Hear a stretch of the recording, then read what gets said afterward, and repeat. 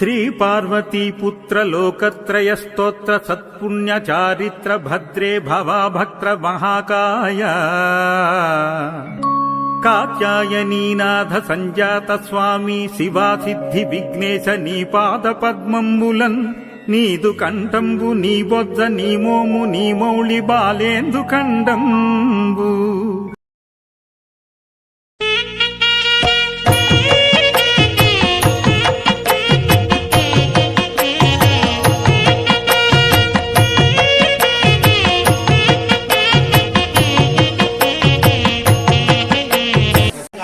అటువంటి శ్రీ మహావిష్ణువు దర్శనం చేసుకునేసరికి నారదులు పులకించిపోయాట. వచ్చిన విషయం మరిచిపోవడంతో స్వామి వారే జ్ఞాపకం చేశారు. ఓ నారదా, నన్నే చూస్తూ ఉండిపోయావయ్యా, మనస్సులో ఏదో బాధతో వచ్చావు, వెలుగు తెచ్చుకుని మహానుభావ నీ రూపం మధురం, నీ యొక్క ఆకారం మధురం, నిన్ను చూసేసరికి వచ్చిన విషయాన్ని మరిచిదనయ్యా. ఇలా భూలోకం సంచరించానయ్యా. ఆ మానవులు కలి ప్రభావంతో అనేక రకాల ఇబ్బంది పడుతున్నారయ్యా. వారిని సమస్తమైనటువంటి ఈ భూమండలాన్ని పరిపాలించేవాడు కదయ్యా, వాళ్ళ స్థితిగతులు తెలుసుకునేవాడు కదయ్యా. వారికి సంతానము, సౌభాగ్యము, అలాగే గృహము, అన్నవస్త్ర లోటు లేకుండా ప్రసాదించే మార్గమేనా చెప్పవయ్యా అని చెప్పి శ్రీ మహావిష్ణువు ఈ నారద మహాముని కోరాట. అలా కోరగానే శ్రీ మహావిష్ణువు అన్నట్ట, నారద చింతించకయ్యా, కలియుగంలో సత్యనారాయణమూర్తి అవతారం ఉంది. ఆ అవతారంలో రత్నగిరి అంటే అన్నవరాన్ని ఏమంటారు, రత్నగిరి అంటే కొండ. ఆ రత్నగిరి ప్రాంతంలో నివసించి ఎవరైతే సత్యనారాయణమూర్తి వ్రత ప్రభావం ఎవరు తెలుసుకుని వేద విధిగా ఆచరిస్తారో వారిని నేను అనుగ్రహిస్తాను అని చెప్పి వాగ్దానం చేసేట నారద మహాముని దగ్గర చెప్పగానే నారదుడు ఎంతో సంతోషించాడు. ఈ సత్యనారాయణమూర్తి వ్రతం ఏమిటి, ఎప్పుడు చేయాలి, ఎలా చేయాలి, ఎట్లా ఆచరించాలి అని చెప్పగా ఏకాదశ్యాం పౌర్ణమాసాయ రవి సంక్రమణ దినే, ఏకాదశి నాడు గాని పౌర్ణమి నాడు గాని రవి సంక్రమణ అంటే పెద్ద పండుగ నాడు చేయాలట. అదే సందర్భంలో మాసేన కార్తీకేయ మాసం, కార్తీక మాసంలో గాని మాఘ మాసంలో గాని పాల్గొన మాసంలో గాని వ్రతం చేయించున్నాయా. వివాహం ముందు గాని వివాహం తర్వాత గాని, గృహప్రవేశం ముందు గాని గృహప్రవేశం తర్వాత గాని వారి శుభకార్య అన్నింటిలోనూ కూడా సత్యనారాయణమూర్తి వ్రతమాచరణ చేయాలని చెప్పేట. అంతేకాకుండా ఈ వ్రతము ప్రాతకాలం అంటే తెల్లవారుజామునే లేచి ముందరగా ఇంట్లో దేవతార్చన పూర్తి చేసి శుచిశుభ్రతో గోమయంతో ఈశాంతిచులు అలికి ముగ్గులు పెట్టి అష్టదళ వర్గములు వేసి ఉత్తమైన పండితుల చేత వేద విధిగా ఈ వ్రతాన్ని ఆచరించాలయ్యా. ముందుగా వస్త్రం పరిచి, తండ్రులు అనగా బియ్యం పరిచి, ముందుగా గణపతిని, తదుపరి నవగ్రహాన్ని దిక్పాలకుని బ్రహ్మాది దేవతను ఆవాహన చేసి స్వామివారి ప్రతిమ అభిషేకం చేయాలయ్యా. కింద బంగారంతో గాని వెండితో గాని రాగితో గాని కనీసం ఒక నాణానికైనా పంచామృత అభిషేకం చేసి మండపంలో ఉంచాలయ్యా అన్నట్ట. అంతేకాకుండా స్వామి వారి కలస కించిత బంగారంతో గాని వెండితో గాని రాయితో గాని కనీసం ఒక ఎత్తడైనా సరే కలస కింద పెట్టి ఒక వస్త్రాన్ని వచ్చి కలస స్థాపన చేసి ముందుగా దిక్పాలకుని పూజించి తదుపరి వ్రతమంతా పూర్తయ్యాక అధ్యాయంకో టెంకాయ చొప్పున 5 టెంకలు కొట్టి ఈ వ్రతాన్ని పూర్తి చేసి వ్రతానంతరం బంధువులతో సైతంగా భోజనాలు పూర్తి చేసుకుని వ్రతాన్ని పూర్తి చేయాలన్నారదా. అంతేకాకుండా ఈ వ్రతంలో ప్రసాదాన్ని వద్దున భక్తులందరూ కూడా ప్రసాదం పంచిపెట్టాలయ్యా. ఈ వ్రతానంతరం మండపాన్ని బ్రాహ్మణులకు దానముగా ఇచ్చి తగినంత దక్షిణ ఇచ్చి వ్రతాన్ని పూర్తి చేయాలి నారదా అని చెప్పి వ్రత విధానం చెప్పగానే నారదుడు ఎంతో సంతోషించాడు. తను అనుకున్నటువంటి వరాలన్నీ సిద్ధించాయి. ఎవరు ఈ వ్రతం చేస్తారో వారికి సర్వసౌభాగ్యములు కలుగుతాయి. ధనార్థి లభితే ధనం, పుత్రార్థి లభితే పుత్ర, మోక్షార్థి లభితే మోక్షం. స్వామి వారు వ్రతం చేయడం ధనార్థి లభితే ధనం, ఎవరైనా ధనం కోసం చేస్తే ధనం లభిస్తుందట. పుత్రార్థి లభితే పుత్రం, పుత్రుల కోసం వ్రతం చేస్తే పుత్రులు జన్మిస్తారట. అలాగే మోక్షార్థి లభితే మోక్షం. ఇవన్నీ కూడా కోరికలన్నీ తీరైన ఆయన నీకు మోక్షం కావాలనుకుంటే సత్యనారాయణ వ్రతం చేయమన్నట. అటువంటి ఇష్టమైనటువంటి వ్రతము సత్యనారాయణ వ్రతము ప్రథమోధ్యాయ సమాప్త. గోవిందా అక్షంతలో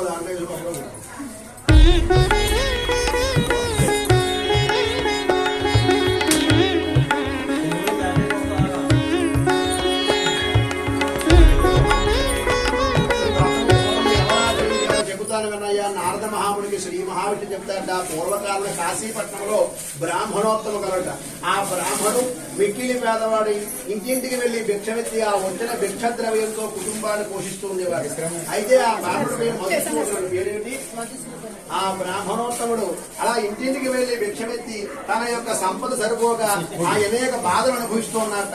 అయితే ఒకరోజు ఎవరో భిక్ష వేయకపోయేసరికి ఒక చెట్టు కింద బాధపడుతూ ఉండగా విష్ణోహ బ్రాహ్మణ ప్రియ శ్రీ మహావిష్ణువు బ్రాహ్మణుడి కష్టాలు ఉన్నాడని చెప్పేసి ఆ యొక్క సాధు రూపంలో బ్రాహ్మణుడికి వెళ్ళాట. ఓ ఉత్తమైన పండితోత్తమ, ఎందుకయ్యా అంత చింతిస్తున్నావు? వేదాధ్యాయం చేసిన వాడు కదా, ఏమిటి నీ మనసులో బాధ చెప్పవయ్యా అన్నట్ట. నాయనా నువ్వు సాధువు కదయ్యా, నా బాధ నీకు చెబితే మాత్రం ఏం తీరుస్తావయ్యా అన్నట్ట. నాయనా నేను సాధువు, నా దగ్గర ఏదీ లేదు కానీ ఉపాయం అయితే ఉందయ్యా, ఉపాయం అయితే చెప్పగలనయ్యా అన్నట్ట. అప్పుడు తను అన్నట్ట, నేను మిక్కిలి పేదవాడిని, ఇంటింటికి వెళ్లి భిక్షమెత్తి ద్రవ్యాలతో నా కుటుంబాన్ని పోషించేవాడిని. ఈ వేళ ఎవరో కూడా భిక్ష వేయలేదు. ఇలా తరచూ నాకు జరుగుతోంది. పిల్లలు ఆకలి బాధపడుతుంటే చూడలేకపోతున్నాను. కావున నాకేనా ఉపాయం ఉందా అని అడగ్గా అప్పుడు శ్రీ మహావిష్ణు స్వరూపంలో ఉండే సాధువు అన్నట్ట, సత్యనామూర్తి వ్రతం చేయవయ్యా, నీ కష్టములన్నీ తొలుగుతాయి అన్నట్ట.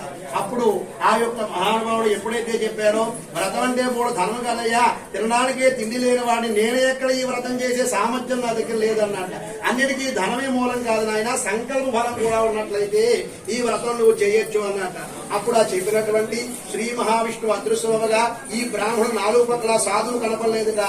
అప్పుడు ఇంటికి వెళ్లి భార్యతో చెప్పాడు. అంటే ఏదైనా విషయం అంటే ఒక్కడే నిర్ణయం తీసుకోకూడదు. పెళ్ళైన దగ్గర నుంచి కూడా భార్యతో అనుసరించి భార్య యొక్క ఆలోచనతో కలిసినటువంటిదే ఏ వ్రతము చేసినా ఏ పని చేసినా ఆమెకు చెప్పకుండా చేయకూడదు. అదే ఆ వ్రతంలో సారాంశం. చెప్పగానే ఆమె ఏమందంటే, మన కష్టాలన్నీ తొలగిపోతాయంటారు కదండి, ఈ వ్రతం మనం చేద్దామని భర్తకి సహకరించే విధంగా మాట్లాడాలి. నువ్వు ఎందుకు ఒప్పుకొచ్చాడు, తినడానికే ఏం లేదు, ఇలా మాట్లాడే వాళ్ళు అప్పుడు లేరు. ఇప్పుడు ఉన్నారని అంటలే సుమా, అలా మాట్లాడేటువంటి స్త్రీదే కాదమ్మా. అలా చెప్పగానే వాడు సంతోషించి మన ఇద్దరం కలిసి నిర్ణయం తీసుకుందాం, ఈ వ్రతం ఏదో చేద్దామని సంకల్పం చేశారంటే, వివాహం అయిన తర్వాత ఒకరి సంకల్పం పనికి రాదు, ఇరువురు సంకల్పమే సిద్ధిస్తుంది సుమా. ఇద్దరు కలిసి అనుకుంటేనే ఏదైనా చేయగల సుమా అని చెప్పేసి ఆ కథలోనే చెప్తున్నారు.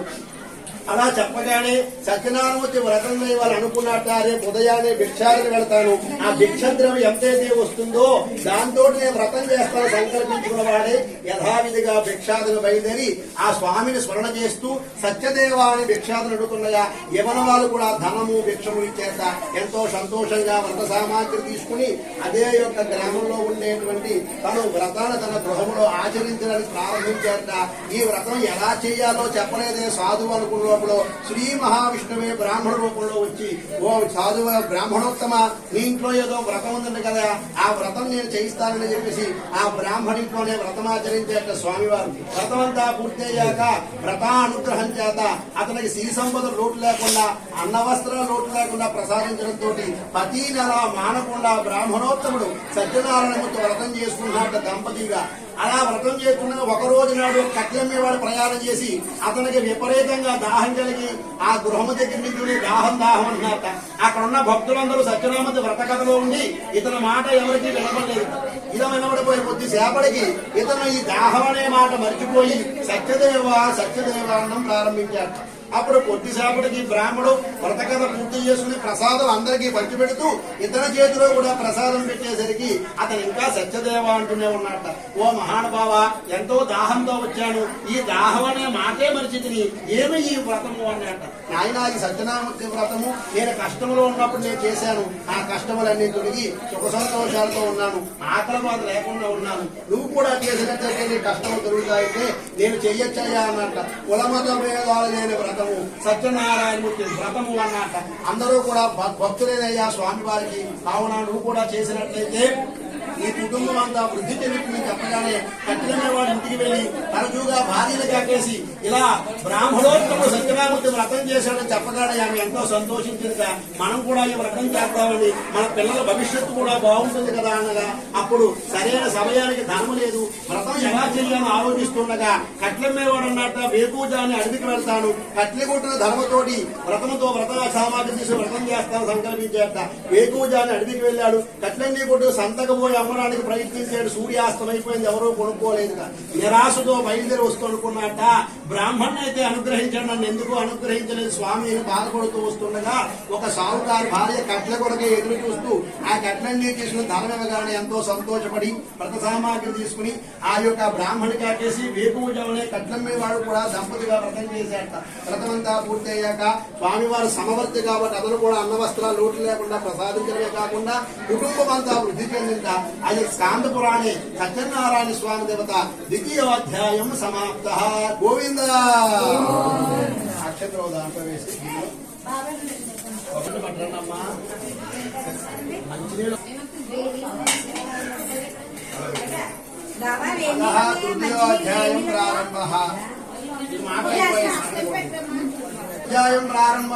ఓ నారద, ఈ వ్రతము చేస్తాను చెప్పి ఆలస్యం చేసిన సావుకారు కథ చెప్తా వినమయ్యా. శ్రీ మహావిష్ణువు అన్నట్ట పూర్వకాలమున చంద్రకేతుని మహారాజు గట ఇంద్రియములు జయించిన వాట, అపూర్వ విజయాలు సాధించిన వాట చక్రవర్తి. చక్రవర్తి అంటే మా దృష్టిలో ఇప్పుడు మోదీ గారు ప్రధానమంత్రి, అప్పుడు చక్రవర్తి అంటే మొత్తం ఈ ప్రపంచం అంతా పాలించారు.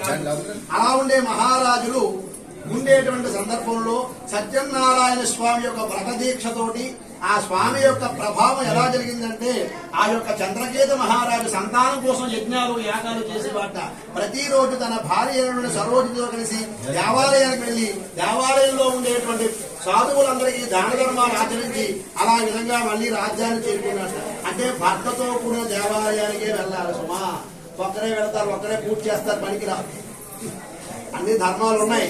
వరలక్ష్మి వ్రతం చేసుకుని ఇద్దరు చేయాలి, లేదే భక్త అనుమతి తీసుకోవాలి. అంతే తప్ప వరలక్ష్మి వ్రతం ఆడవాళ్ళకే సంబంధం కదా, మనకు ఊపు వచ్చేసింది కదా, పట్టుదల వచ్చేసింది కదా, ఆయనతో మనకు పని ఎదుర్కొంటే కుదరదు. ఇద్దరు కలిసి చేసిందే సత్ఫలితం ఇస్తుంది. ఒకవేళ కుదరకపోతే భర్త అనుమతితోటి చేయాలి తప్ప ఒక్క స్త్రీ వ్రతం చేయకూడదు. దంపతులుగా ఉన్నప్పుడు దంపతులుగానే చేయాలి సుమా. అలా మహారాజుతో కూడిన దేవాలయానికి వెళ్ళింది ఆ యొక్క సరోజిని అనేటువంటి రాణి గారు. అలా దంపతులుగా ప్రతిరోజు దేవాలయానికి వెళ్లి దేవాలయంలో ఉండేటువంటి భగవంతుడు నమస్కరించి, ఓ మహానుభావ, ఈ భూమండలాన్ని పరిపాలించే చక్రవర్తిని నాకు సంతానం లేకపోతే తర్వాత పరిపాలించే వారు ఎవరుంటారు అని నిరాశతోటి భగవంతుడు మొక్కుకున్నట్ట. ఒక రోజు ఒక సాధువు రూపంలో శ్రీ మహావిష్ణువు వెళ్ళి, ఓ మహారాజా, నువ్వు కలియుగంలో ఎన్ని యజ్ఞాలు చేసినా సత్యనారాయణమూర్తి వ్రతం చేస్తే నీకు సంతానం కలుగుతుంది అన్నాడు. ఎందుకన్నాడు అంటే, ఒక సత్యనారాయణమూర్తి వ్రతం చేస్తే యజ్ఞం చేసిన ఫలితం వస్తుంది. అందుకనే కలియుగంలో వ్రతం చేస్తే సంతానం కలుగుతుంది అందుకు చెప్పారట. అలా ఎప్పుడైతే సత్యనారాయణమూర్తి వ్రతం బోధించారో పండితులందరినీ కేకేశారట. ఈ యొక్క వ్రతం ఎందులో ఉందయ్యా వెతుకుగా, ఎందులో ఉందయ్యా? స్కాంద పురాణంలో ఉంది. అటువంటి స్కాంద పురాణంలో లభించినటువంటి సత్యనారాయణమూర్తి యొక్క వ్రతాన్ని యథావిధిగా సత్యనారాయణమూర్తి అనుకున్నట్ట. ఈ వ్రతం మహారాజు ఎక్కడ ఆచరిస్తారనుకున్నట్ట. మహారాజు అనుకున్నట్ట, నేనే సంతానం లేక బాధపడుతున్నాను, నా రాజ్యంలో ఎంతమంది ఉన్నారా అని చెప్పేసి. రాజు లక్షణం అంటే అది, తను ఒక్కడి కోసం చూసుకోకూడదు.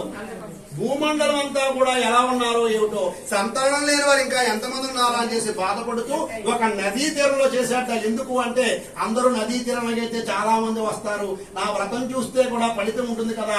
అందుకని సత్యనారాయణమూర్తి వ్రతం జరిగితే కథ అయినా వినాలి, కథ అక్షంతలైనా వేసుకోవాలి, కనీసం ప్రసాదమైనా స్వీకరించినట్లయితే వారికి కూడా సత్ఫలితం వస్తుంది. కాబట్టి సత్యనారాయణమూర్తి వ్రత ప్రభావం చేత ఆ యొక్క దంపతులిద్దరూ కూడా ఒక నదీ తీరంలో వ్రతం చేశాట. ఆ నది యొక్క పేరు భద్రశీలా నది. ఏ నది? వ్రతం అయిపోయిందే చెప్పాలి ఈ పేరు ఇప్పుడు. అప్పుడు నువ్వు వెళ్ళావు కొనుక్కున్నావు తెలుస్తుంది. ఆ నదీ తీరంలో సంకల్పం చేసినటువంటి భద్రశీలా నది ఎందు సత్యనారాయణమూర్తి వ్రతం చేస్తుండగా సాధకుడు అనేటువంటి సావుకారు పడవలో ప్రయాణం చేస్తున్నట్ట. అక్కడ ఉన్న వాళ్ళందరినీ చూశాట. పడవ నడిపేవారు అడిగేట, ఏమిటయ్యా అంతమంది ఉన్నారేమిటి, ఏమిటి కారణం, అక్కడ ఏం జరుగుతోంది అని అడిగేట. మా రాజ్య మహారాజు గారు సంతానం లేక దుఃఖిస్తూ ఉండేవారు, ఈవేళ ప్రత్యేకమైనటువంటి పూజలు చేస్తున్నారు అని చెప్పన్నట్ట. అప్పుడు సావుకారు ఉన్నట్ట, 10 వర్షేషు 10 సంవత్సరాలు అయింది నాకు వివాహం, నాకు సంతానం లేని, ధనవంతా ఎవరి కొరకై, అపుత్రస్థ గతం నాస్తి, పుత్రులు లేదే గతం ఉన్నది కదా, నేను కూడా వ్రతం తెలుసుకుంటానని చెప్పేసి యథావిధిగా బయలుదేరట. అక్కడ ఎదురుండగా మహారాజు వ్రతమంతా పూర్తి చేసి దగ్గరగా ఉండే వారికి ప్రసాదం చేతిలో పెట్టి తిన్నట్టు. అంతే, ప్రసాదం నువ్వు ఒక్కడే తినేయకూడదు, ఎదురుగా ఉన్న వారికి పెట్టి తినాలి. ప్రసాదం అంటే ప్రసరించబడేది అర్థం. ఇప్పుడు నోములు చేసుకుని నేనే తినేయాలి, ఎవరికి పెట్టకూడదు అని ఆ మొత్తం ఆ చేతిలో ఉన్న అన్ని కూడా పెట్టేసి మనమే మింగేస్తాం, అది పనికి రాదు. ప్రసాదం అంటే అందరికీ పెట్టి తినాలి, అది ప్రసాదం అంటేనే ప్రసరించబడేది. అలా మహారాజు సైతం అందరికీ పెట్టి తిన్నారు. అలా ఎప్పుడైతే పెట్టాడో ఆ ప్రసాదం తీసుకున్నటువంటి అతను ఏమనుకున్నాడంటే, సత్యనారాయణమూర్తి వ్రతం గురించి తెలుసుకుందామని మహారాజుని అడిగాక.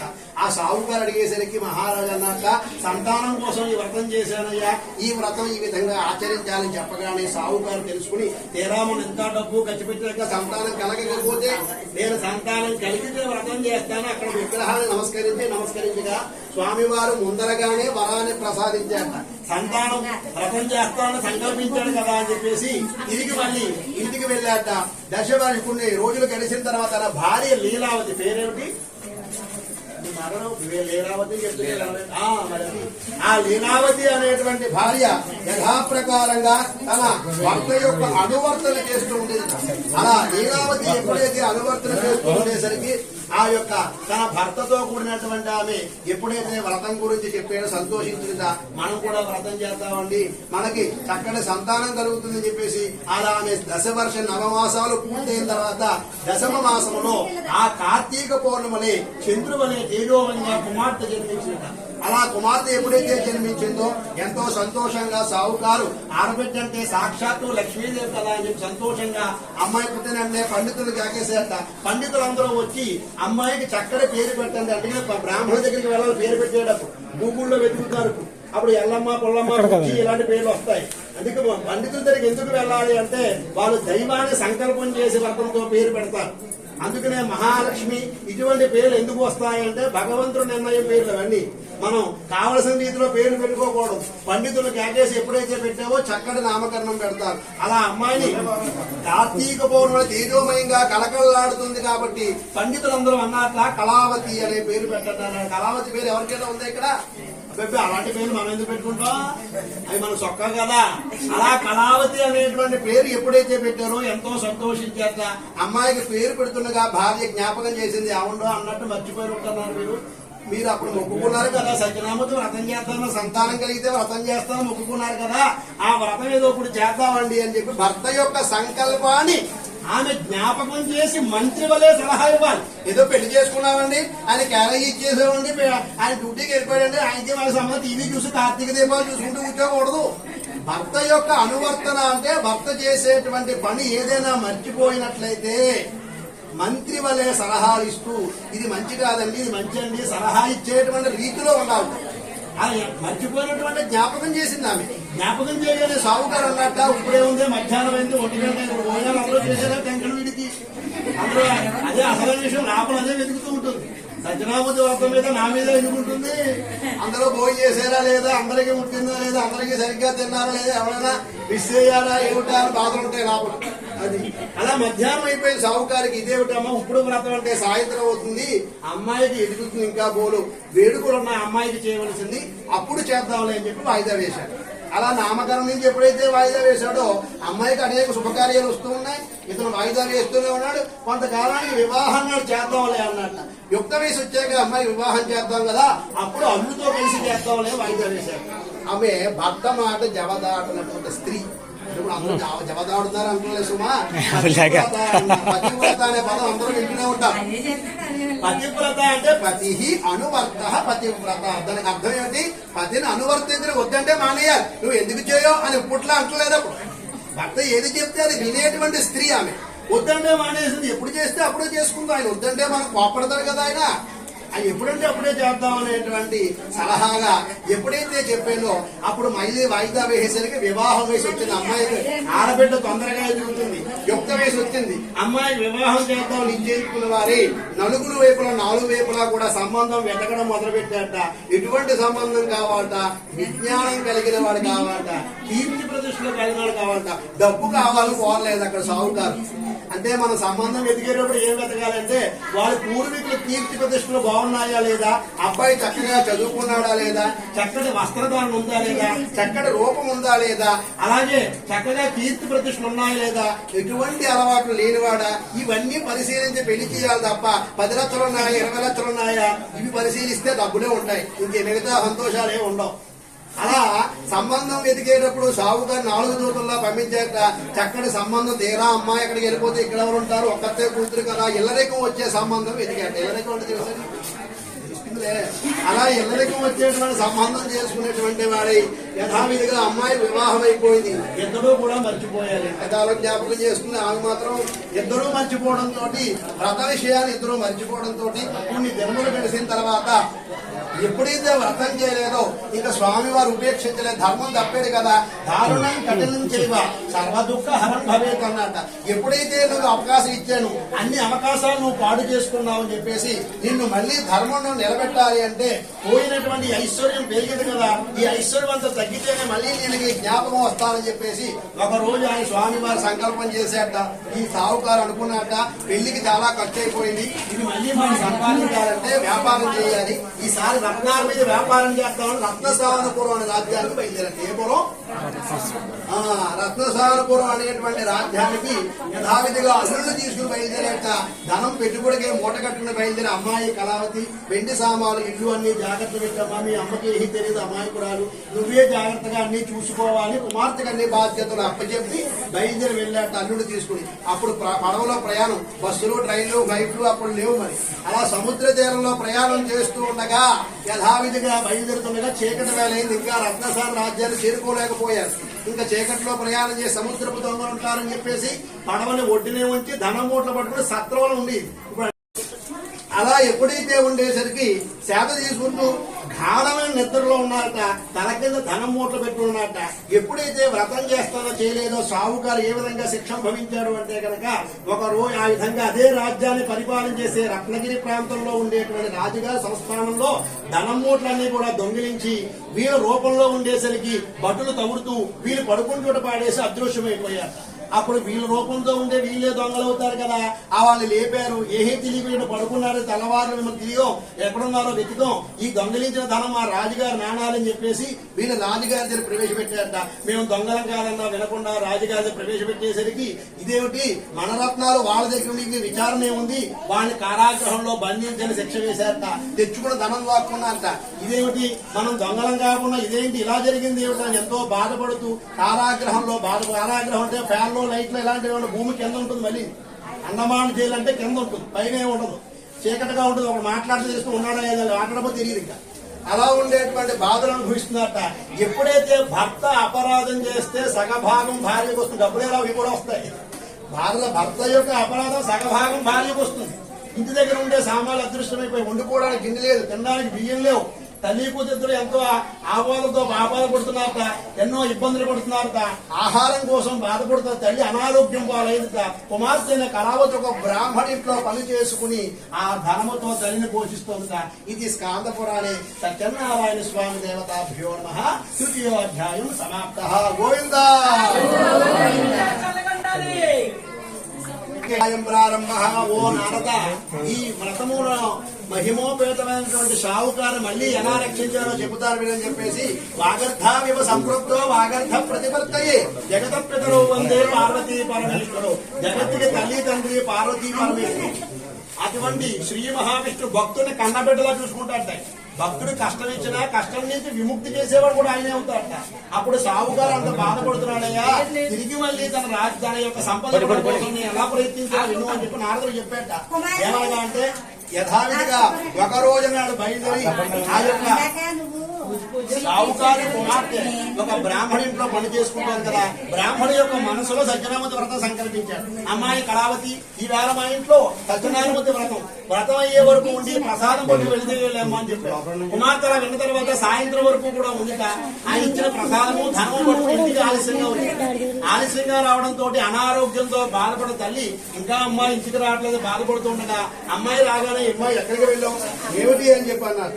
ఎక్కడికి వెళ్ళావు ఏమిటి అని చెప్పని, ఎక్కడికి వెళ్ళలేదమ్మా, బ్రాహ్మణుడు సత్యనారాయణ వ్రతం చేసుకున్నాడు, వ్రతం అయ్యేసరికి ఆలస్యమైందని చెప్పాను. అలా ఆలస్యమైందని చెప్పాను ఏమిటి అని చెప్పి ఆలోచిస్తుండగా సత్యనారాయణ వ్రతం అని ప్రసాదం చేతులు వ్రతం అంటే జ్ఞాపకం వస్తోంది. మీ నాన్నగారు సంతానం లేనప్పుడు మొక్కుకున్న వ్రతము ఆ రోజు నుంచి ఈ రోజు వరకు వాయిదా వేస్తూనే వచ్చారు. ఈ వ్రతము చేయకపోవడం వల్ల ధనవంతులైంది ఇలా బాధపడుతున్నాం మనం అని చెప్పేసి ఆ ప్రసాదం నోట్లో వేసుకుంది. ప్రసాదం నోట్లో వేసుకుంటే మాత్రం చేత అనారోగ్యంతో ఉన్నవాడు ఆరోగ్యవంతురాలైందిట. అప్పుడు మనం చేయవలసిన వ్రతం ఉందమ్మా, నాన్నగారు మొక్కుకున్న వ్రతం మనం చేస్తాం అంటే భర్త యొక్క సంకల్పం భార్య చేయాలి. అలా భర్త మొక్కుకున్నాడు, వ్రతం చేయవలసినటువంటి బాధ్యత యథాప్రకారంగా అప్పచెప్పి యథాప్రకారంగా వ్రతాన్ని ఆచరించారు.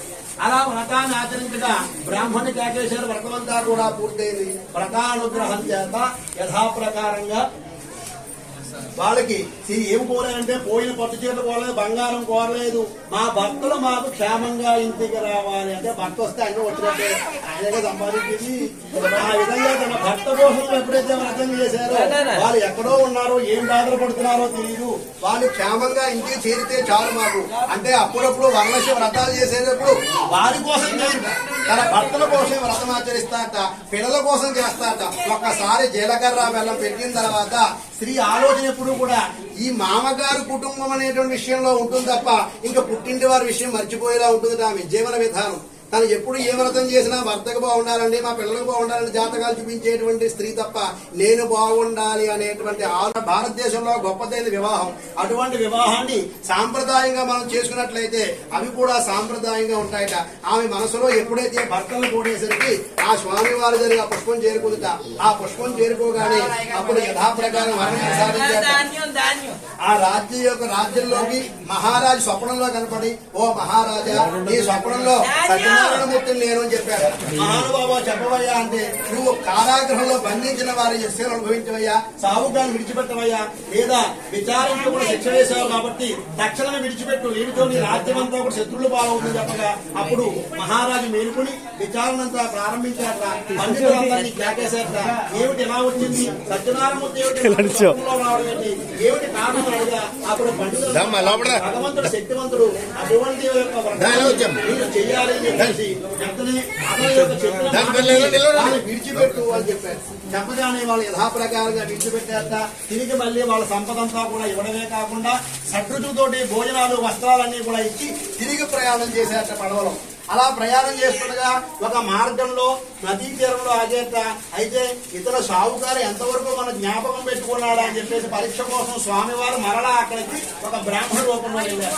వెళ్ళగానే సావుకారు అన్నాక ఈ పడవ నిండా మూటలున్నాయా, నా పడవలో నువ్వెలా ప్రయాణం చేస్తా ఉన్నా అందులో ఏముందయ్యా అంటే ఇందులో ఏది లేదయ్యా, వ్యాపారం కోసం నష్టపోయాను, ఊరికే వెళ్ళగలిగిన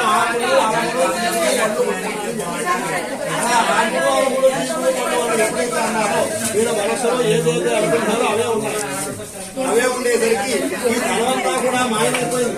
ఆకులు అమ్మలకి ఉండేసరికి ఎంతో బాధపడుతున్నారు. ఏంటి ధనవంతా పోయింది, ఇతను ఎవరో తెలియదు అని చెప్పేసి అతను అలా గాలికి నమస్కారం చేసేసరికి తిరిగి మళ్ళీ మా సంపద మాకు ఇవ్వండి అంటే అప్పుడు మళ్ళా స్వామివారు అనుగ్రహించారట. మళ్ళీ ధనం చూశారట. అంటే వచ్చిన వాడు ఎవరిని అడగలేదు, మీరు ఎవరిని అడగలేదు,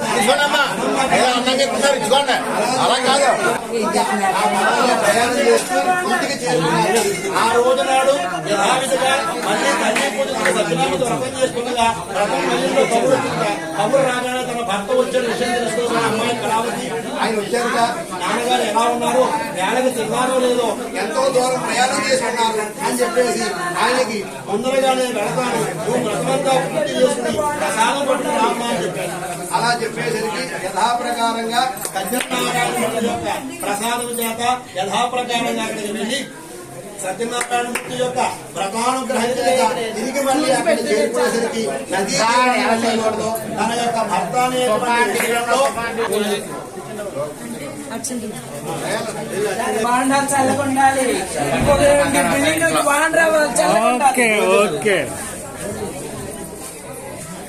సత్యనారాయణమూర్తి ఎప్పుడైతే స్వప్నంలో కనబడి మాట్లాడగానే స్వప్నంలో కనబడి చెప్పేసరికి ఆ యొక్క తన యొక్క కుమార్తెలిద్దరూ కూడా అనుకున్నట్టే యథాప్రకారం కళావతి లీలావతి కూడా తన భర్త కొరకే తిరిగి మళ్ళీ తన యొక్క పడవ వద్దకు చేరుకోగానే అప్పుడు ఎప్పుడైతే వ్రతం మయంలో తన భర్తను ఎప్పుడైతే విందో ఈమె కూడా తన భర్తను చూడాలని ఉద్దేశంతో వ్రతం మయంలో బయలుదేరి వచ్చేసింది.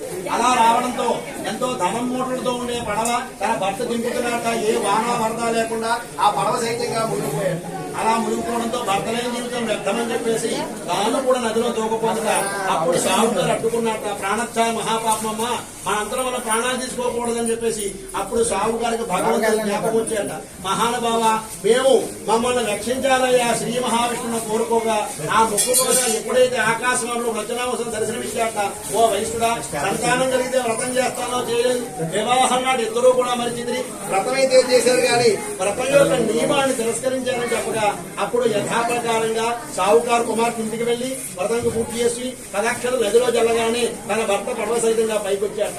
అలా రావడంతో ఆ రోజు నుంచి సత్యనామూర్తి వ్రతం నదీ తీరంలోనే సావుకారు దంపతి సైతంగా వ్రతం పూర్తి చేసి అనేక కాశీ రామేశ్ దర్శనం చేసుకుని ఆ ధనవంతా పేదవాళ్ళకి పంచిపెట్టి అంచాన్ని మోక్ష ప్రాప్తి కలిగిన ఇది స్కాంద పురాణే సత్యనారాయణ స్వామి చతుర్థోధ్యాయం సమాప్త. గోవిందా.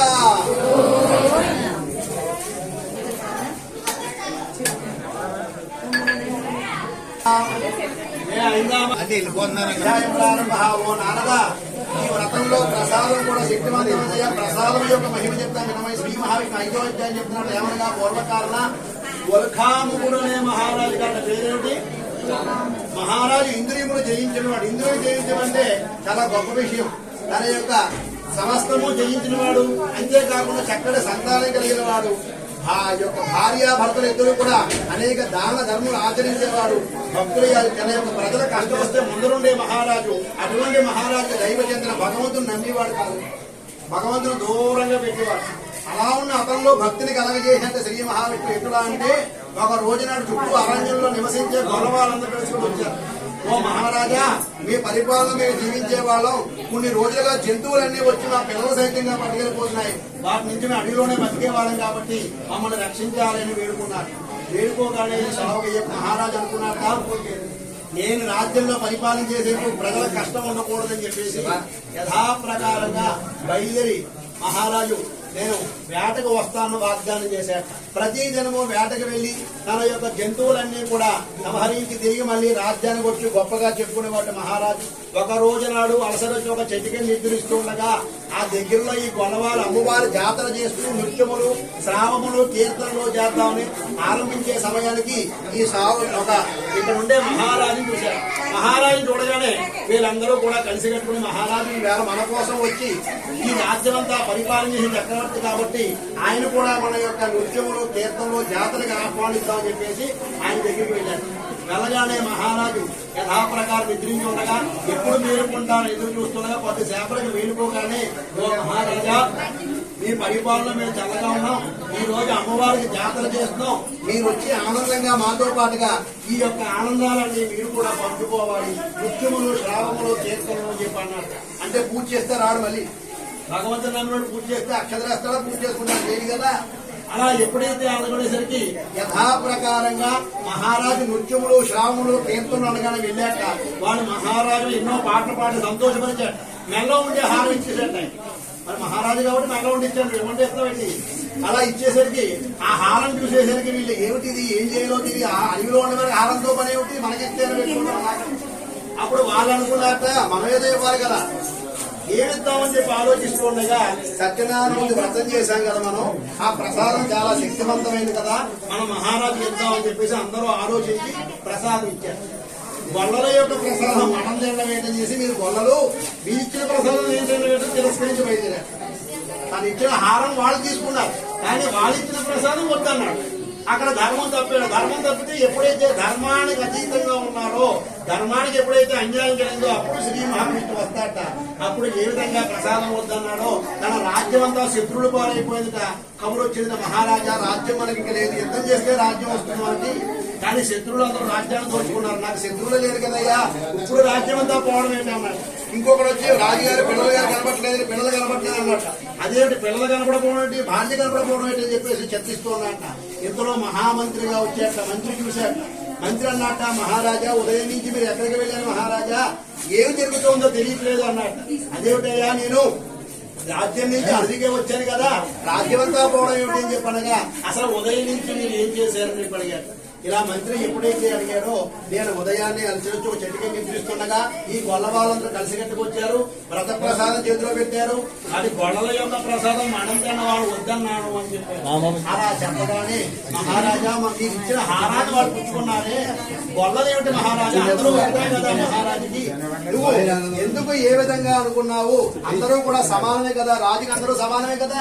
ఎప్పుడైతే అలా అనేసరికి అతను అనుకున్నట్టు చాలా అపరాధం చేశాను, తిరిగి మళ్ళీ వాళ్ళ భర్తకు వెళదామని బయలుదేరాడు. అలా బయలుదేరుతుంటే అవతారం అయిపోతే ఎవరూ లేరు కదా, అక్కడ ఎవరూ లేరు. విగ్రహం లేదు, ప్రసాదం లేదు. ఇదేమిటి?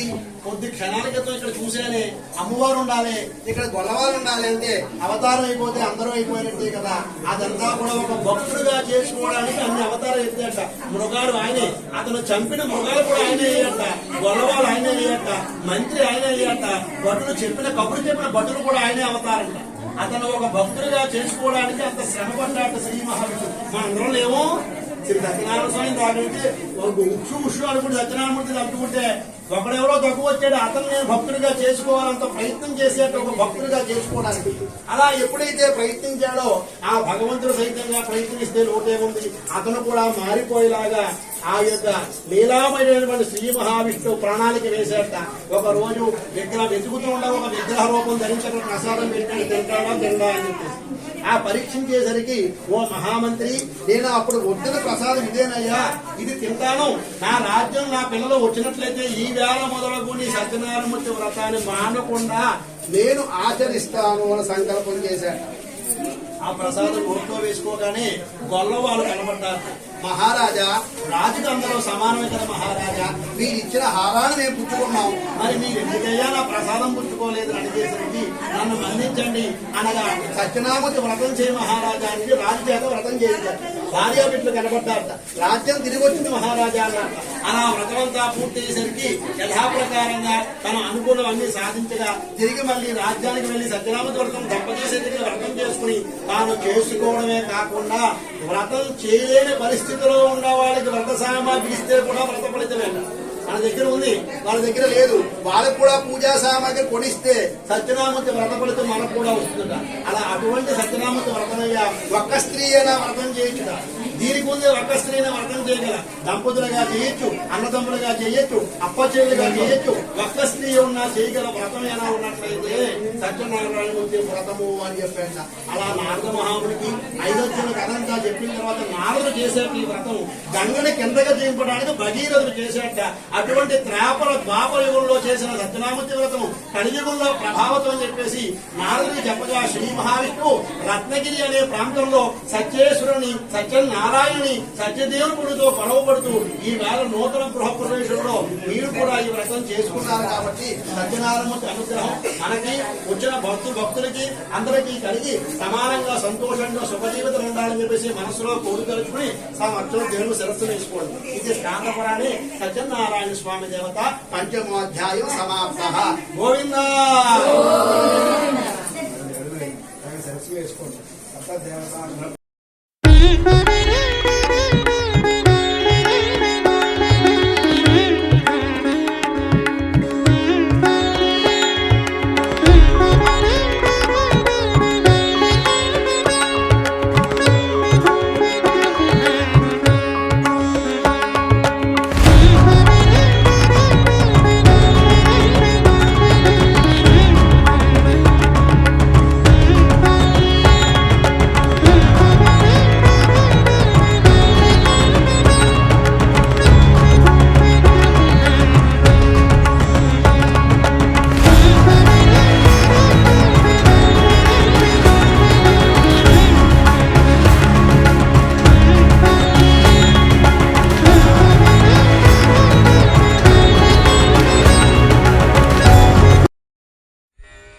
रामचन्द्राय जनकराजजा मनोहराय मामकाभीष्टदाय महितमङ्गलम्। रामचन्द्राय जनकराजजा मनोहराय मामकाभीष्टदाय महितमङ्गलम्।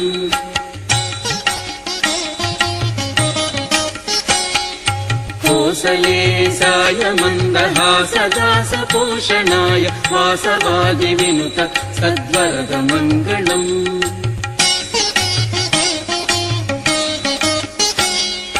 चारुकुङ्कुमोपेतचन्दनानुचर्चिताय हारकटकशोभिताय भूरिमङ्गलम्।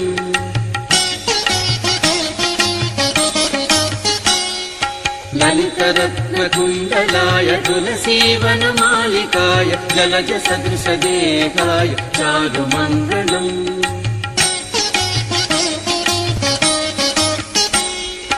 देव देवकी पुत्राय देवदेवोत्तमाय चापजात गुरुवराय भव्यमङ्गलम्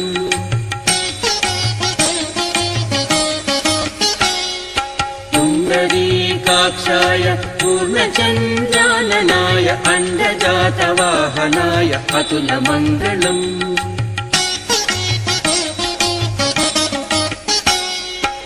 विमलरूपाय विविधवेदान्तवेद्याय सुजनचित्तकामिताय सुभगमङ्गलम्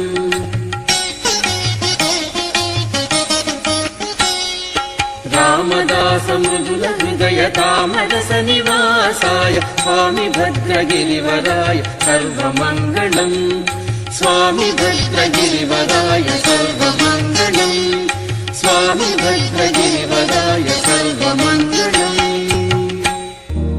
प्रणवालय पाहि परिपालय परमेशी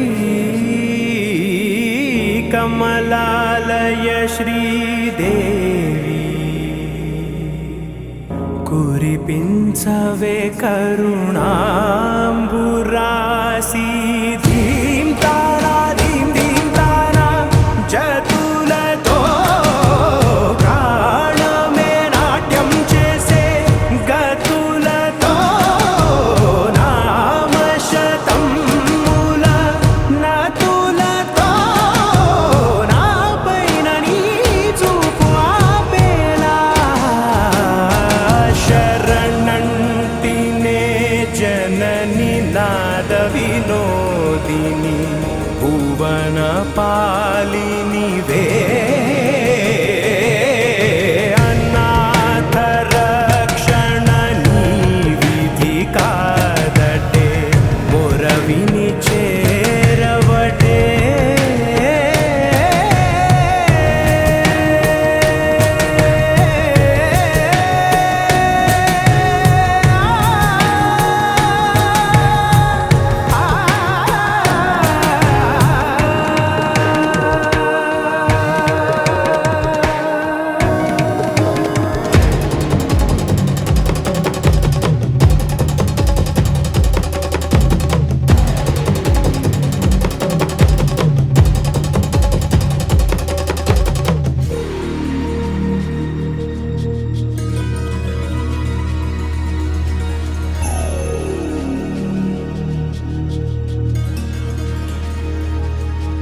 నా ఆలోచనే నిరంతరం నీకు నివాళినివ్వాలే